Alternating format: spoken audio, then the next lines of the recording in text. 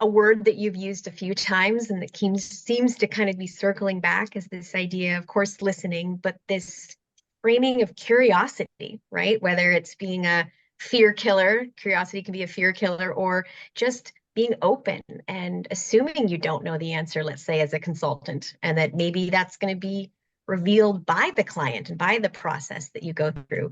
So I'm just curious, how do you help people stay in a place of curiosity? And if you want to think of that as, let's say, a mindset, it can be hard, I think.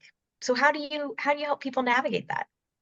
Well, there's a certain there's different phases of when people need different types of support. You know, when you're first like at a major crossroads, like this is where I love like the hero's journey, you know, and what is in the hero's journey, like that's really the template. If the people are listening don't know about the hero's journey, that's really the template of all the blockbuster movies we all know and love. You know, that's the story behind, let's say, Star Wars or Harry Potter or Wizard of Oz, all of it.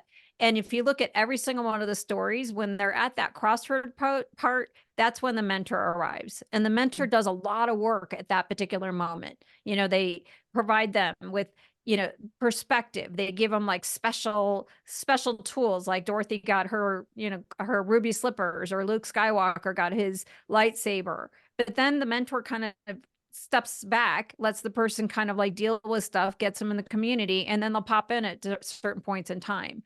So I don't think that people always need like hand holding through a process of staying curious, but where I would say like how you build it is what you're going to create, is really take on that experience of engaging your fears early on and getting curious about that, getting curious about your clients. Those are skill sets that will carry you all the way through.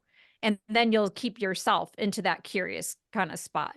But if you're not a curious person in general, like if you have fixed mindset, you know, don't start your own business. Like that's just not for you. I've been feeling like a shark in a shrimp tank. Big fish, small pond in the shrimp.